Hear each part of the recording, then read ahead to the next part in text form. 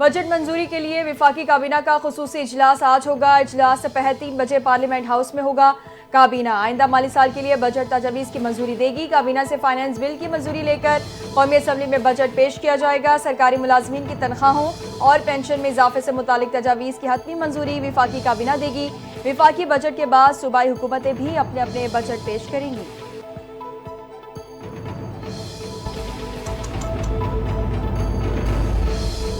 आइंदा माली साल के लिए तकरीबन 18,000 अरब रुपए का बजट आज पेश किया जाएगा। 2,000 अरब रुपए के नए टैक्स आयद होंगे। नए बजट में गैर तरक्याती अखराजात 16,286 अरब रुपए होंगे। बजट खसारा GDP का 5% तक रहने का इम्कान है। कर्जों की अदायगी पर 6,200 अरब रुपए खर्च होंगे। सरकारी मुलाजमीन की तनख्वाह में 10%, रिटायर्ड मुलाजमीन की पेंशन में 5 से 7.5% तक इजाफे की तजवीज़ है। दिफाई बजट में 18% इजाफा मुतवक्के। तालीम के लिए 13 अरब 58 करोड़ और सेहत के लिए 14 अरब 30 करोड़ रुपए रखने की तजवीज़ है।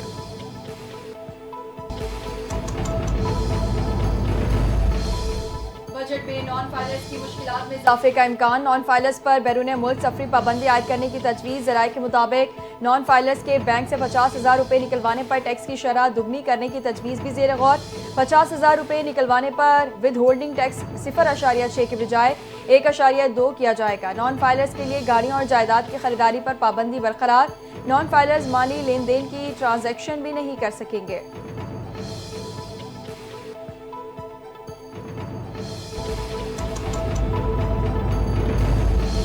नए बजट में प्रॉपर्टी, रियल एस्टेट, तामीराती शोबे को रिलीफ मिलने का इम्कान। टैक्स तजावीज़ में प्रॉपर्टी, रियल एस्टेट सेक्टर के लिए फेडरल एक्साइज ड्यूटी खत्म करने की तजवीज़। FED खत्म करने का तलाक 1 जुलाई 2025 से किया जा सकता है। FED खत्म होने से तामीराती शोबे में सरगर्मियाँ और टैक्स आमदन बढ़ने का इम्कान है। रियल एस्टेट सेक्टर से वाबस्ता बिल्डर्स और डेवलपर्स की रजिस्ट्रेशन शुरू करने की भी तजवीज़।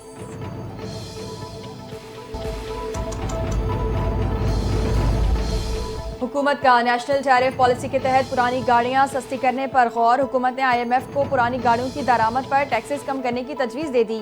ज़राए के मुताबिक आइंदा बजट में 5 साल पुरानी गाड़ियों की दरामद और गाड़ियों पर एडिशनल कस्टम्स ड्यूटी मरहलावार खत्म करने की तजवीज़ पेश।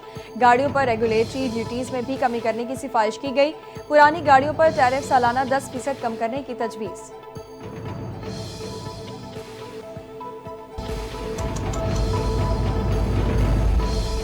दुरुस्त संत में जा रहे हैं। कामयाबी से महंगाई पर काबू पाया। ग्लोबल GDP ग्रोथ 2.8% है। रिकवरी को आलमी तनाजुर में देखा जाए 2023 में हमारी GDP ग्रोथ मनफी में थी। मुल्क में महंगाई की शरह 29% से बढ़ चुकी थी। वज़ीर ख़जाना मोहम्मद औरंगज़ेब ने इक़्तिसादी सर्वे जारी कर दिया। कहा पॉलिसी रेट में बतदरीज कमी की गई। रवा माली साल GDP ग्रोथ 2.7% रही। हम इस्तेहकाम की तरफ गामज़न हैं।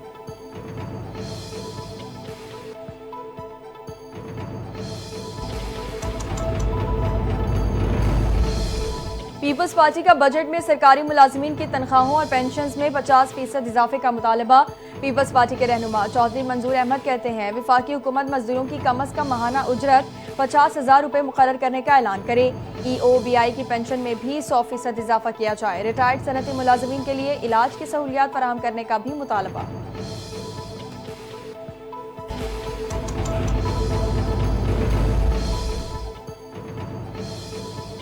पाकिस्तान तहरीक इंसाफ का बजट पर हुकूमत को टफ टाइम देने का फैसला। PTI ने मुशावरती इजलास आज दोपहर 3 बजे तलब कर लिया। पार्टी के तमाम रहनुमाओं को शिरकत करने की हिदायत।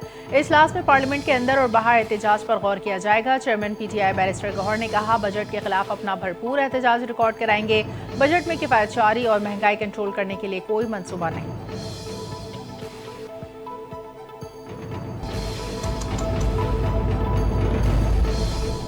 पाकिस्तान और भारत के अवाम अमन चाहते हैं। हम नफरत और तकसीम के बयानी को दफन कर देंगे। खित्ते में अमन सबके हक में है।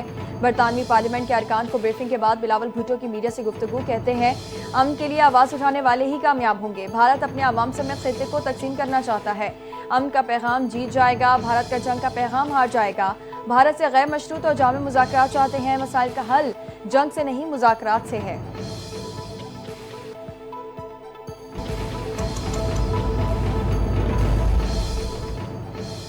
बिलावल भुट्टो ने वॉशिंगटन और न्यूयॉर्क में पाकिस्तान के एजेंडे को बहुत अच्छी तरह से पेश किया। पाकिस्तान क्या चाहता है, बिलावल भुट्टो ने दुनिया को बताया। पाकिस्तानी सफारती वफ्द की रुकन शहरी रहमान की बरतानी में मीडिया से गुफ्तगू। कहा, बिलावल भुट्टो ने अक़वाम आलम को पाकिस्तान के मौक़िफ़ से आगाह किया। अब हम पॉलिसी मेकर्स की पाकिस्तान से मुतालिक सोच में वाज़ेह फ़र्क देखेंगे।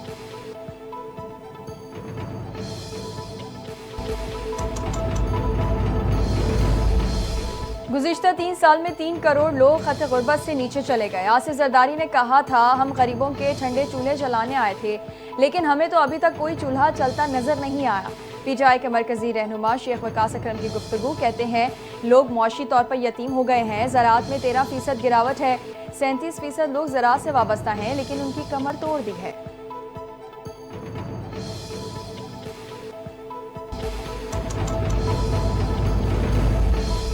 फ़लस्तीन और कश्मीर में जारी मज़ालिम का वाहिद पायदार हल बामायनी डायलॉग से ही मुमकिन है। वज़ीर आला पंजाब मरीम नवाज का तहजीबों के दरमियान मुकालमे के आलमी दिन पर पैगाम। कहा, एहतराम और बर्दाश्त का कल्चर जंग और नफरत का मौसर जवाब है। पाकिस्तान एक पुरअमन मुल्क है जो हमेशा मुकालमे, रबदारी और बाहिमी एहतराम का दाई रहा है। हम सबको मुकालमे की रूह समझना होगा और इख्तिलाफ को दुश्मनी समझने का रवैया तर्क करना होगा।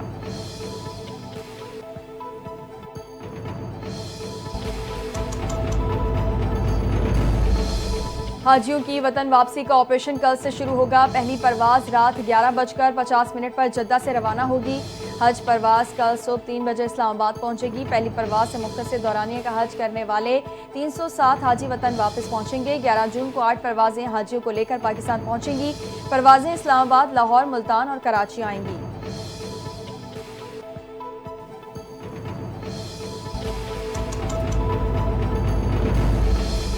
खैबर पख्तूनख्वा के जिला लकी मरवत में पुलिस मुकाबला। फितनाल खारिज के 3 दहशतगर्द हलाक। जवाबी फायरिंग से 1 पुलिस एहलकार शहीद। तर्जुमान लकी मरवत पुलिस के मुताबिक दहशतगर्दों के साथ फायरिंग के तबादले में अहम मुकामी कमांडर छोटा वसीम, गुंडी खान खेल समेत 3 खारिज मारे गए। पुलिस ने 2 घंटे तक दहशतगर्दों के साथ मुकाबला किया।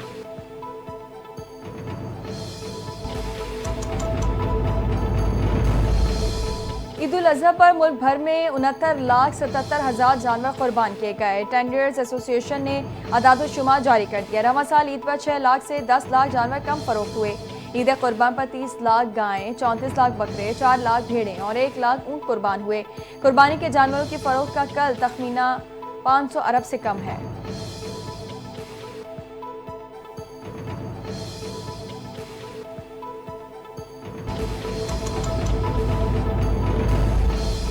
मलेर जेल से भागने वाले मजीद 10 कैदी वापस जेल पहुंच गए। वापस आए कैदियों की तादाद 149 हो गई। 66 कैदी अब तक मफरूर। सुपरिटेंडेंट लांडी जेल शाहाब सिद्दीकी कहते हैं, कुछ कैदियों को गिरफ्तार किया गया और बाज रज़ाकाराना तौर पर वापस आए। जलजले के दौरान लांडी जेल मलीर से 215 कैदी फरार हुए थे।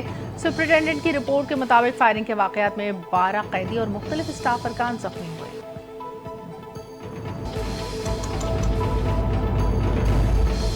ईद की छुट्टियों के दौरान सिविल अस्पताल में गैर हाजिर अमले के खिलाफ कार्रवाई। महकमा सेहत बलोचिस्तान ने 15 नर्सों को नौकरी से फारिग कर दिया। गैर हाजिर डॉक्टर्स और नर्सों की तनख्वाहें रोकने के अहकाम भी जारी। महकमा सेहत ने 18 पोस्ट ग्रेजुएट ट्रेनीज और हाउस ऑफिसर्स के खिलाफ भी कार्रवाई की। गैर हाजिरी पर 15 कॉन्ट्रैक्ट नर्सों को मुलाजमत से फारिग कर दिया।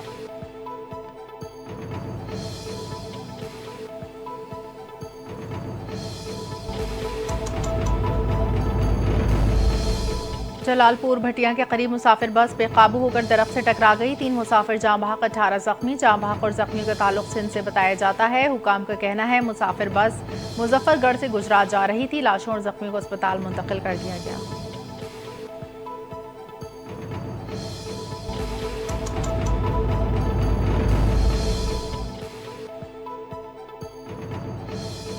पाक भारत कशीदगी के बायस मुख्तलिफ एयरलाइंस ने पाकिस्तानी फ़ज़ाई हदूद का इस्तेमाल तक कर दिया था। सूरत हाल मामूल पर आने के बाद तमाम गैर मुल्की एयरलाइंस ने पाकिस्तान के फ़ज़ाई रूट बहाल किए। एयर फ्रांस की जानिब से भी पाकिस्तान से ओवर फ्लाइंग शुरू कर दी गई। एयर फ्रांस की परवाज़ें पाकिस्तान की फ़ज़ाई हदूद से गुजर कर मंजिल तक जाती हैं।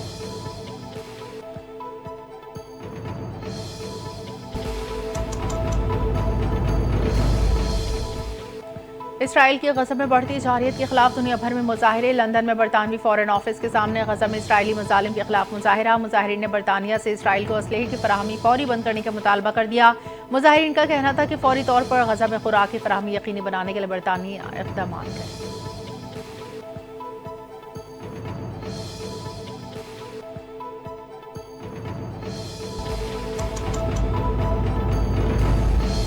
और रियासत कैलिफोर्निया का ट्रंप इंतजामिया के खिलाफ मुकदमा दायर करने का ऐलान। कैलिफोर्निया के अटॉर्नी जनरल रोब बोंटा ने बताया, मुकदमा दायर करने का फैसला अमेरिकी सदर की जानिब से रियासती नेशनल गार्ड्स को गैर कानूनी तौर पर विफाक का हिस्सा बनाकर लॉस एंजलिस में तैनाती पर किया गया। अमेरिकी सदर डोनाल्ड ट्रंप की इमिग्रेशन पॉलिसी के खिलाफ कैलिफोर्निया के मुख्तलिफ इलाकों में मुजाहरे ताहाल जारी। पुरतशद्दुद मुजाहिरीन ने कुछ गाड़ियों को नजर आतिश भी किया।